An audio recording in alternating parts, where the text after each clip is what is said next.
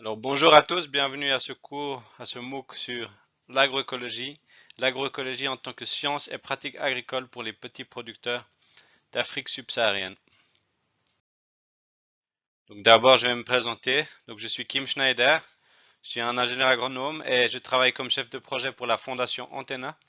La fondation Antenna, c'est une fondation suisse à Genève engagée dans la recherche scientifique et la diffusion de solutions technologiques, économiques et médicales innovantes et accessibles. Donc pour commencer ce cours, on va parler des problèmes de l'agriculture moderne. Donc pour essayer d'identifier ce problème et de voir pourquoi est-ce qu'une alternative, donc en l'occurrence l'agroécologie, est nécessaire pour la production agricole mondiale. Donc les problèmes que cause l'agriculture moderne, c'est tout d'abord la pollution des eaux, la santé humaine qui est mise en danger par certains aspects de cette agriculture, la perte de biodiversité d'un point de vue global, le réchauffement climatique également d'un point de vue global et la dégradation des sols. Maintenant, les vecteurs qui causent tous ces problèmes sont multiples. Donc aujourd'hui, on va parler de différents vecteurs qui causent ces problèmes de l'agriculture moderne. Donc, premièrement, des monocultures, d'une mauvaise ou trop forte utilisation des pesticides, d'une mauvaise ou trop forte utilisation des engrais, des émissions de gaz à effet de serre de l'agriculture moderne, de l'érosion et du lessivage des sols, ainsi que d'autres vecteurs de dégradation des sols. Donc on va commencer par la monoculture. Donc la monoculture, c'est le fait de cultiver qu'une seule plante sur un champ qui peut être petit ou énorme, comme on voit sur cette photo, une énorme monoculture. Donc c'est plus cette monoculture-là sur des énormes surfaces qui posent plus fortement les problèmes que nous allons évoquer. Donc le premier problème que pose la monoculture, c'est la perte de biodiversité. Donc vous voyez sur cette photo, vous voyez en fait qu'une seule culture et donc une biodiversité qu'on voit à première vue extrêmement faible. Il n'y a déjà qu'une seule culture, il n'y a presque rien d'autre, tout a l'air c'est presque mort en dehors de la culture, probablement très peu d'insectes, très peu d'animaux, donc une perte de biodiversité extrême.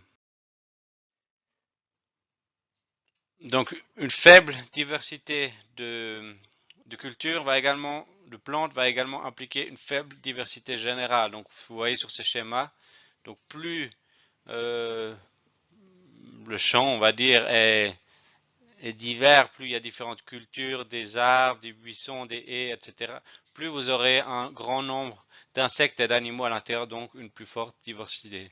Maintenant, au niveau de l'agriculture, quel est le problème? Quel est le problème de cette monoculture par rapport à la biodiversité en dehors des contraintes environnementales? Donc, cette monoculture va aussi causer une faible résilience du système, dans le sens où vous pouvez vous imaginer que si vous avez que, par exemple, du blé sur une surface gigantesque et qu'il y a une maladie qui arrive, qui détruit ce blé, elle va très vite se propager et vous aurez rien d'autre que du blé. Donc si le blé est détruit par cette maladie, vous aurez des grands problèmes.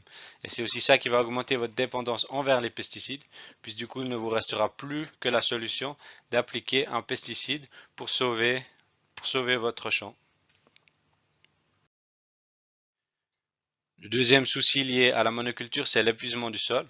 Donc les différentes plantes, les différentes cultures utilisent différentes ressources du sol. Elles utilisent différents nutriments dans le sol. Et donc le fait d'avoir toujours la même culture chaque année, etc., et aussi sur le même champ, va faire que c'est toujours les mêmes ressources du sol, les mêmes nutriments du sol qui vont être pris. Et du coup, si vous cultivez sans arrêt toujours une culture très exigeante, vous allez épuiser votre sol et perdre sa fertilité. Le deuxième vecteur qu'on va évoquer, c'est l'utilisation des pesticides. Une mauvaise utilisation, une utilisation trop forte des pesticides. Tout d'abord, qu'est-ce que c'est les pesticides? Les pesticides, c'est des produits fabriqués synthétiquement qui nous permettent de lutter contre les ravageurs, les maladies, les mauvaises herbes. C'est des produits qui nous permettent de protéger nos cultures des différentes attaques.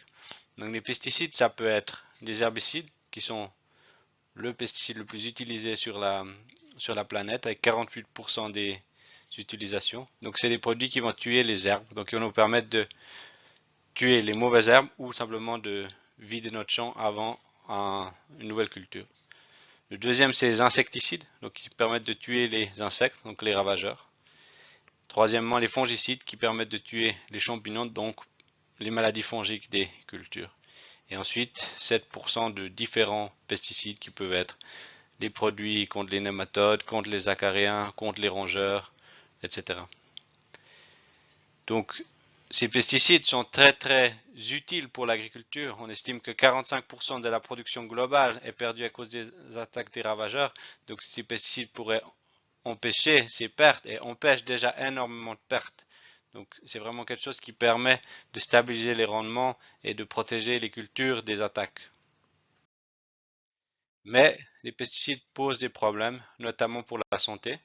Donc, d'abord pour la santé, puisque ce sont des produits chimiques, produits toxiques, qui, euh,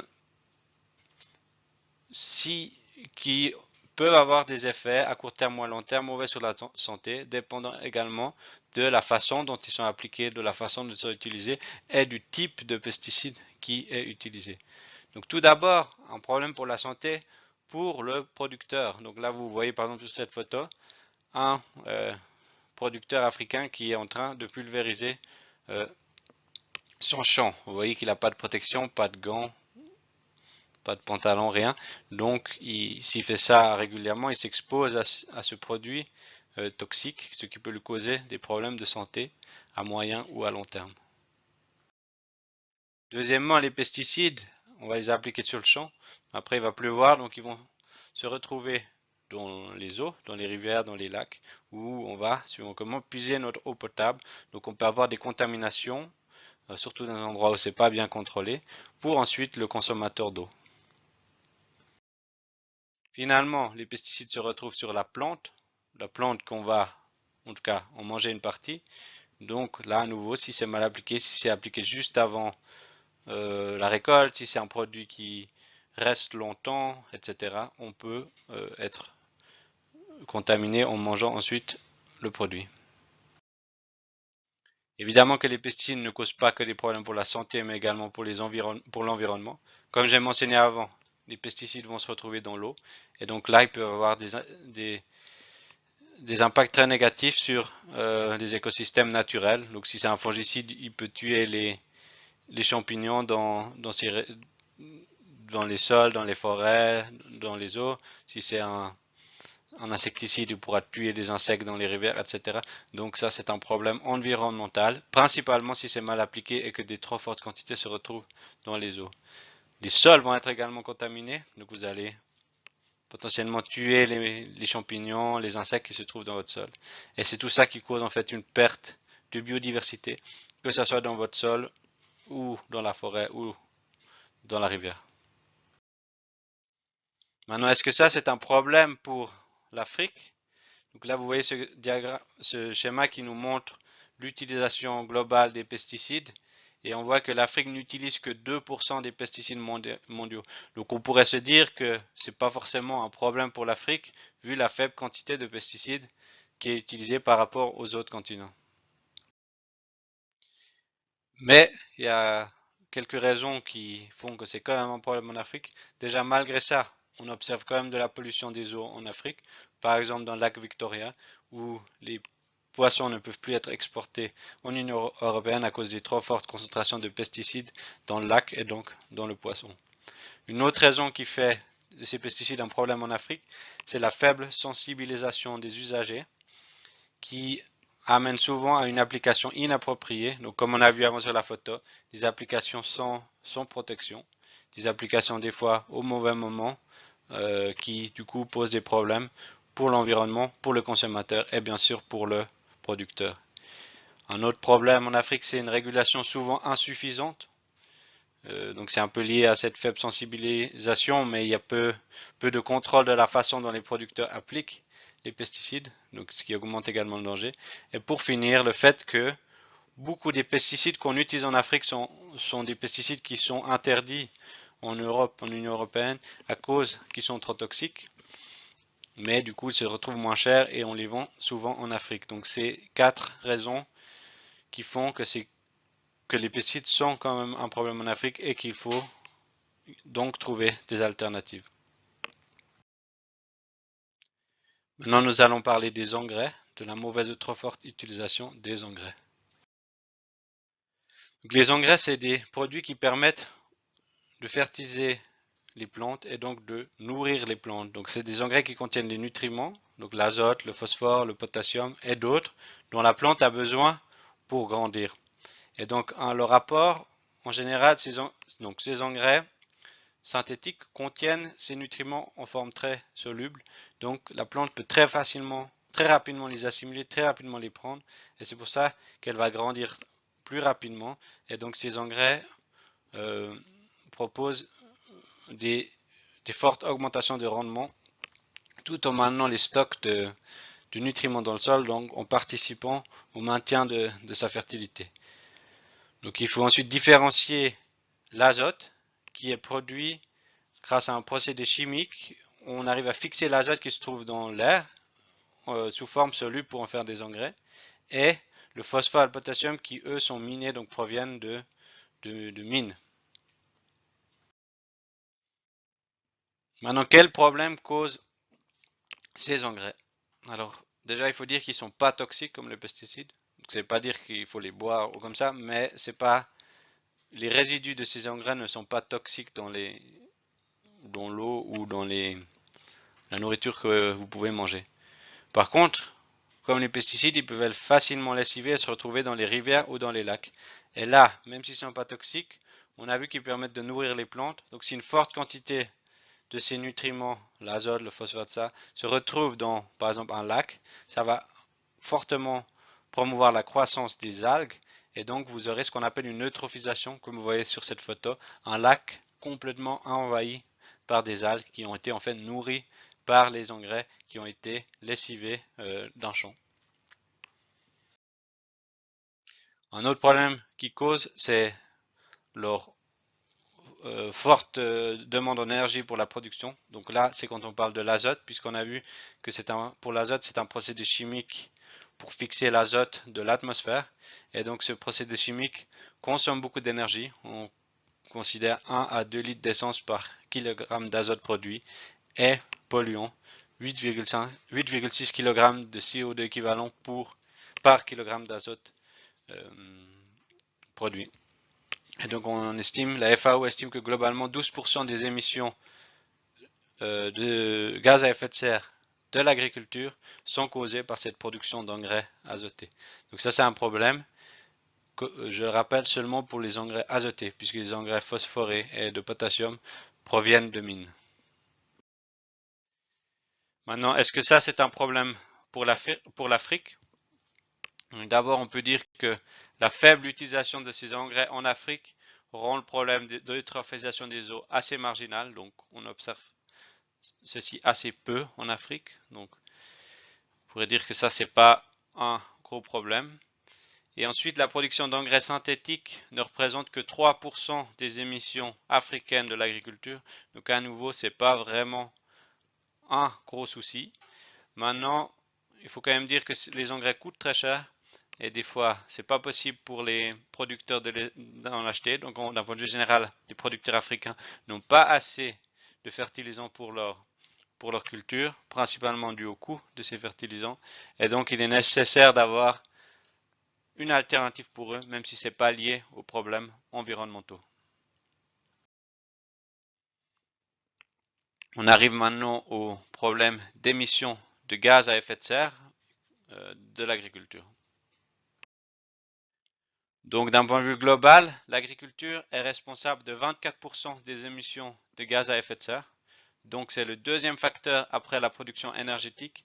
Donc, c'est devant l'industrie et c'est devant les transports. Alors, à quoi est-ce que c'est dû?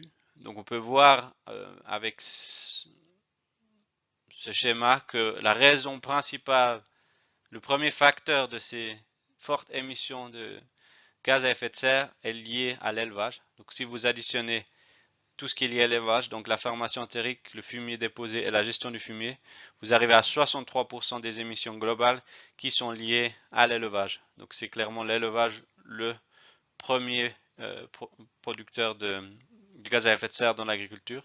Et ensuite, vous avez cette production d'engrais synthétiques que j'ai mentionné avant, 12%. Et ensuite, vous avez la production de riz à 10%, donc principalement là dans les pays asiatiques.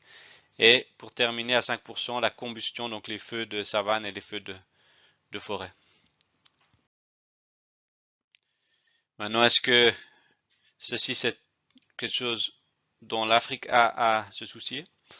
Donc, au niveau des émissions de l'agriculture, on voit que l'Afrique produit 15% des gaz à effet de serre mondiaux liés à l'agriculture. Donc si on regarde que l'agriculture, on peut dire que l'Afrique a une forte influence, une influence tout à fait considérable. Maintenant, on peut mettre ces chiffres en perspective. D'abord parce que l'Afrique représente 17% de la population mondiale. Donc si on compare maintenant à l'Europe ou aux Amériques, les émissions par tête sont beaucoup plus faibles que dans ces deux continents. Et pour finir, il faut noter que la part africaine aux émissions totales de gaz à effet de serre n'est que de 4%. Donc on peut quand même se dire que c'est pas à l'Afrique en premier de limiter ses émissions de gaz à effet de serre. Le vecteur suivant des problèmes de l'agriculture moderne que nous allons aborder, c'est l'érosion et le lessivage. Donc l'érosion, c'est le fait c'est quand l'eau, la pluie ou le vent emporte du sol et du coup participe à la perte, à la destruction du sol. Donc, comme vous pouvez voir sur cette photo, avec cette rigole, l'eau a entraîné le sol et en guillemets a détruit le sol. Il faut savoir que le sol prend énormément de temps à se reconstituer. Et donc là, dans un cas extrême d'érosion, tout le sol est parti. Vous voyez que là, plus d'un mètre de sol a disparu. Et seulement les endroits où les arbres, les racines des arbres tiennent le sol, il reste encore du sol. Le lessivage, lui, c'est le principe, c'est quand la pluie va entraîner des nutriments ou des particules de sol verticalement dans le profil du sol.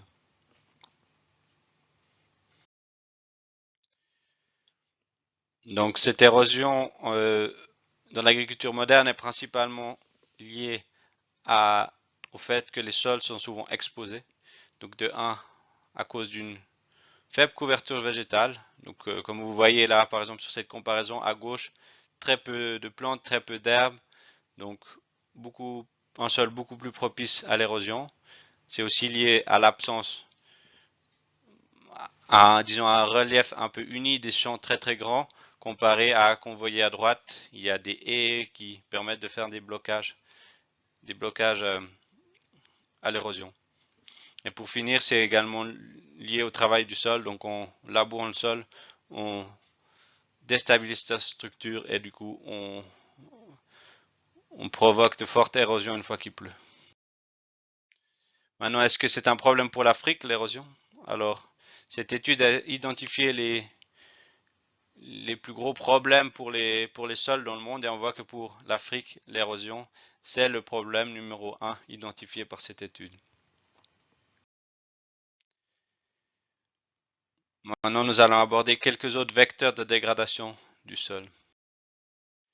Donc déjà, nous avons la perte de matière organique. Donc la perte de matière organique, la matière organique, c'est la partie du sol, c'est l'humus en fait, c'est la partie du sol sombre noir qu'on a en haut du sol et qui contient en fait tout le carbone. Et cette matière organique est essentielle à la fertilité du sol. C'est elle qui va retenir l'eau, qui va retenir les nutriments et qui va fournir cette eau et ces nutriments à la plante. Donc c'est vraiment quelque chose d'essentiel pour la croissance des plantes. Et donc la perte de matière organique se passe en général plus fortement dans un climat chaud et humide. Si le sol est exposé au vert, donc si le sol est en contact avec l'air, cette matière organique va se décomposer beaucoup plus vite. Mais surtout, on observe une perte de matière organique si on n'apporte pas de matière organique dans le sol. Donc en fait, dans un champ, il faut toujours apporter de la matière organique, du compost, du fumier, du purin, pour compenser les pertes de matière organique qui se passent de toute manière. Donc seulement dans les forêts, on a un système en circuit fermé où les pertes de matière organique sont plus faibles que l'apport de la décomposition des feuilles. Et du coup, est-ce que ça c'est un problème pour l'Afrique? Alors à nouveau, oui, c'est la deuxième menace identifiée par les auteurs de cette étude. Comme autre vecteur de dégradation des sols, on peut observer l'acidification, le tassement et la salinisation. Donc l'acidification, c'est souvent un problème en Afrique, déjà de manière naturelle. Ensuite, l'agriculture moderne, suivant comment y participe également avec l'apport d'engrais qui peuvent acidifier le sol. Donc ça, c'est également un problème pour l'Afrique, même si ce n'est pas parmi ceux identifiés par l'étude que j'ai montrée. Le tassement du sol est plus lié à l'utilisation de grosses machines lourdes. Donc c'est un problème qu'on a plus en Europe, en Amérique, et qui pour le moment n'est pas très important en Afrique vu la faible utilisation des machines. Mais c'est quelque chose à garder en tête si on se met à plus travailler avec des machines en Afrique. La salinisation n'est non plus est plus un problème des zones arides où l'on doit irriguer. Donc, comme mentionné avant, ces problèmes ne sont pas identifiés pour l'Afrique comme les problèmes les plus importants. Donc voilà, maintenant qu'on a évoqué tous les problèmes de l'agriculture conventionnelle, de l'agriculture moderne, nous allons parler d'une éventuelle alternative qui serait l'agroécologie. Donc l'agroécologie peut être définie comme un domaine scientifique, une pratique agricole et un mouvement social et qui a le but de viser à l'utilisation durable et raisonnée des ressources agricoles et hydriques. Dans ce cours, on va parler de l'agroécologie uniquement en tant que science et pratique agricole. Donc on n'abordera pas l'aspect socio-économique, l'aspect mouvement social de l'agroécologie. Donc l'agroécologie en tant que science et pratique agricole pourrait permettre la production de denrées alimentaires saines, de haute qualité nutritionnelle et exemptes de résidus de produits issus de la chimie de synthèse. Cette approche agroécologique vise autant à produire qu'à régénérer les sols et les environnements dégradés et à favoriser la biodiversité. Donc ici, vous avez un schéma qui illustre l'agroécologie selon la FAO. Donc on voit 11 points clés de l'agroécologie que la FAO identifie. Et plus on intègre ces points clés, plus notre système intègre l'agroécologie, plus notre système devient durable et agroécologique. Donc aujourd'hui, on va se concentrer sur tout ce qui est en vert. Enfin, aujourd'hui, dans ce cours, on va se concentrer sur tout ce qui est en vert, puisque c'est tous les aspects techniques, tous les aspects de sciences et de pratiques agricoles, alors qu'en haut, on a les aspects socio-économiques. Donc pour comprendre ce schéma, vous dire qu'il y a des niveaux et à chaque fois vous intégrez des principes qui rendent votre système plus agroécologique en fait. Donc au tout début, on a une production conventionnelle, on est au niveau 0. Et la première chose qu'on va faire, le point clé efficience, on va améliorer l'efficience des intrants qu'on utilise. Donc au reste dans le conventionnel, on utilise toujours des pesticides et des engrais, mais on va prendre des mesures pour maximiser l'efficience de ces produits et du coup de minimiser leur utilisation. Donc on va prendre des mesures pour que l'apport d'engrais soit le plus efficace, qui fonctionne efficacement. On va prendre des mesures pour que notre utilisation de pesticides fonctionne très très bien et que nous n'ayons pas besoin de réutiliser. C'est ça plus ou moins. Ensuite, la deuxième étape, ce qui viendrait en fait passer à une production bio, mais toujours pas agroécologique, ça sera de remplacer ces intrants par des choses qu'on produit sur notre ferme. Donc c'est le principe de recyclage. C'est-à-dire qu'au lieu d'apporter des pesticides, d'apporter des engrais externes, on va utiliser des choses qu'on a sur notre ferme comme engrais et comme pesticides. Donc on va pouvoir faire du compost ou récupérer le fumier des animaux pour fabriquer des engrais. Et on va pouvoir utiliser certains déchets qu'on a sur notre ferme pour fabriquer des biopesticides et contrôler nos ravageurs. Ensuite, quand on passe au niveau 3, là on quitte simplement la production bio, on passe à une production vraiment où on a un concept, où toute notre ferme, c'est un concept écologique, c'est toute notre ferme en fait un agroécosystème où tout est réfléchi, où il y a des interactions entre tous les aspects de la ferme. Donc on apporte trois nouveaux points clés, la diversité. Donc on va augmenter énormément notre biodiversité sur notre ferme, autant au niveau de la quantité de cultures qu'on va cultiver que des insectes qui vont du coup être attirés par cette biodiversité. On apporte le principe de synergie, donc on aura des cultures qui auront rien en fait dans notre ferme, ne va être fait que pour lui. Chaque chose aura une utilité globale. Donc certaines plantes vont nous permettre de repousser certains ravageurs, certaines plantes vont permettre d'attirer des pollinisateurs, les animaux vont permettre de faire du fumier, les haies vont permettre de protéger le tout. Donc on apporte vraiment des synergies entre tous les aspects de notre ferme. Et tout ça en fait va nous amener à une plus forte résilience vis-à-vis des attaques de ravageurs, des attaques des maladies, des problèmes de sécheresse, des problèmes d'eau, etc. Donc maintenant très concrètement, l'agroécologie, ça sera le principe d'imiter la nature pour faire un système, d'imiter la nature, mais en produisant des denrées alimentaires. Donc on a un système où on va imiter tout ce qu'on observe dans un écosystème naturel, mais avec des cultures productrices, avec des animaux producteurs, etc. Donc les points principaux qu'on va utiliser dans cette agroécologie, c'est l'intégration animaux-culture. Donc on aura des synergies entre ces deux aspects. On aura une ferme intégrée où on aura des animaux, de la production animale et de la production végétale. On aura des rotations de culture. Ça veut dire sur une parcelle, on ne va jamais cultiver la même culture d'année en année. On va toujours faire quelque chose de différent. On va apporter des cultures associées. Donc sur une parcelle, on ne va pas cultiver qu'une seule culture, mais plusieurs cultures. Et on va essayer de maximiser la, la retenue de l'eau pour essayer de minimiser les besoins en eau. Et on va essayer de protéger le sol le plus possible, de limiter le dérangement du sol, tout ça pour donc le protéger et maintenir sa fertilité. Donc, comme exemple, vous pouvez voir sur cette photo où on a un système, un champ en agroécologie où on a des courges qui recouvrent le sol et qui rampent, des ignames qui eux grimpent et donc euh, utilisent plus l'espace aérien, et des bananiers qui, une fois plus grands, vont un peu recouvrir et faire une sorte de canopée. Donc là, vous voyez une très haute diversité, beaucoup de refuges pour différents insectes, probablement aussi une très haute diversité d'insectes.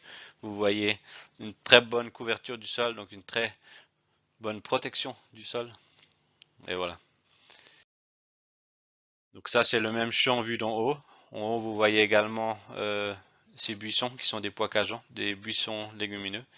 Et donc là, vous voyez, si vous comparez à la parcelle vide à côté, ici vous avez beaucoup plus de diversité, beaucoup plus de protection pour les insectes. Vous avez une bien meilleure protection du sol. À gauche, il y aura forcément une très forte érosion.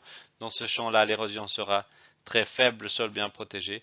Et à droite, vous avez un champ d'arachides où là, vous serez un peu entre deux. Vous aurez une moins bonne protection que dans le champ du milieu, mais quand même mieux que évidemment dans le champ vide. Ici, vous avez des associations de légumes. Donc, comme exemple, là, vous avez l'oignon, la carotte et l'aubergine. Et là, on aura beaucoup de synergie puisque l'oignon va protéger, en fait, va émettre des molécules qui vont chasser les ravageurs de la carotte et donc va protéger la carotte. La carotte va émettre des molécules qui vont chasser les ravageurs de l'oignon et donc protéger l'oignon. Et sinon, vous avez encore de l'aubergine. Donc, admettons que votre carotte rate, que tout se fait manger par un ravageur, vous pourrez encore vendre des aubergines et de l'oignon. Donc cette agroécologie représente surtout un fort potentiel pour les petites productions vivrières, et ceci surtout parce que vous pouvez y réduire fortement les coûts, puisque vous n'avez pas besoin d'acheter des engrais, des pesticides et des semences, puisque vous allez tout faire sur votre système. Elle est intéressante pour ces petites productions vivrières parce qu'elle amène aussi à des revenus très diversifiés, donc entre les animaux, entre les différentes plantes, les céréales, les légumes, etc.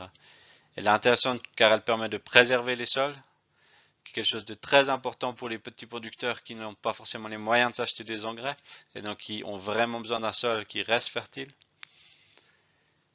Elle amène une meilleure résilience face aux aléas climatiques dans un contexte de dérèglement global, donc aussi très important pour des producteurs qui doivent faire face à des pluies plus en plus imprévisibles et des phases de sécheresse suivies de pluies très intensives. Et elle permet du coup la limitation des pesticides et des engrais, donc un impact sur la santé de ces petits producteurs. Au niveau des contraintes, ça représente un système de production très complexe, donc il faut une bonne compréhension du système, ce qui n'est pas toujours facile. Ça peut être difficile de commercialiser une offre trop variée, une offre très variée. Ça demande beaucoup de travail, donc par exemple, on n'utilise pas d'herbicide, on fait tout à la main, donc c'est beaucoup plus de travail. Et les rendements peuvent être plus bas que dans le conventionnel. Et sert surtout chez certaines cultures où on a de la difficulté à gérer les ravageurs, donc par exemple la tomate qui peut être très difficile. Donc c'est pour ça que l'agroécologie est particulièrement adaptée aux petites productions vivrières où on a des petites surfaces, une main-d'œuvre abondante et où une diversité de cultures est bénéfique pour l'exploitant. L'agroécologie a le potentiel d'améliorer le niveau de vie de ses producteurs, particulièrement ceux en difficulté, ceux qui ont des sols infertiles, ceux qui ont des problèmes de sécheresse ou ceux qui ont peu de moyens. Cette agroécologie se prête moins à l'agriculture de rente où on se spécialise dans une culture particulière et où la diversité est donc moins. Donc dans ce cours sur l'agroécologie, c'est un cours qui s'adresse à des étudiants sans compétences particulières en agronomie, mais il demande des connaissances de base en biologie et en chimie. Nous allons aborder certaines bases d'écologie, de chimie et d'agronomie nécessaires à la compréhension des pratiques agroécologiques, mais surtout nous allons parler de ces pratiques agroécologiques, donc comment produire sans pesticides, sans engrais, avec ce système agroécologique. Nous allons parler de la gestion de la fertilité du sol, de la gestion des ravageurs et des maladies, plus précisément de la biodiversité, des rotations, des associations de cultures et des traitements naturels. Et nous allons parler des animaux dans le système agroécologique. Après ce cours, vous serez en mesure de comprendre le fonctionnement, les avantages et les désavantages d'un système de production agroécologique et d'identifier les différences avec les systèmes conventionnels. Le cours va alterner des présentations avec des vidéos, des présentations PowerPoint et à l'intérieur il y aura de temps à autre des vidéos faites sur le terrain pour illustrer des aspects particuliers. Donc le cours est préenregistré, donc vous avez juste à regarder la vidéo qui dure entre 30 minutes et 1 heure. Et ensuite, une fois par semaine, il y aura une séance de questions sur le sujet qui durera 20 minutes où vous pourrez me poser des questions en live. Avant chaque cours, il faudra lire le chapitre dans le polycopier que vous recevrez. Et après le cours, il faudra réaliser l'exercice si vous voulez être noté pour ce cours. Donc, au niveau du programme, aujourd'hui nous avons fait l'introduction. La semaine prochaine, nous allons parler du contrôle des ravageurs et des maladies. Donc il vous faudra lire ce chapitre avant. La semaine 3, nous parlerons des associations de culture. À nouveau, il faudra lire le chapitre dans le polycopier. Ensuite, de la protection du sol, de la fertilisation, des animaux dans le système agroécologique. Et nous terminerons avec une présentation avec un exemple d'une ferme agroécologique.